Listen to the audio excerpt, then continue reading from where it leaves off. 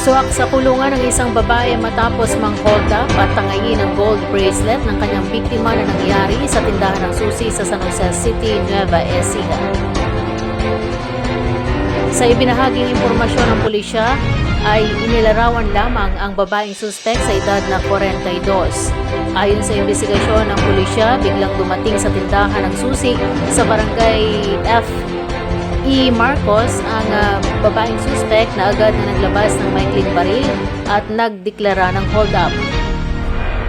Pagkatapos ay puwersahang hinablot nito ang gold bracelet ng biktima na nagkakahalaga umano ng halos 200,000 pesos at mabilis na tumakas.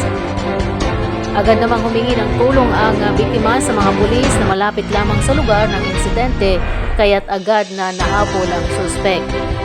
Nakuha sa babae ang ninakaw nitong gold bracelet at isang caliber 9mm pistol na may kargang 17 na piraso ng bala. Nakakulong na ngayon ang suspek at sasampahan ng kasong paglabag sa Republic Act 0591 o Comprehensive Law on Firearms and Ammunition at Robbery with Intimidation.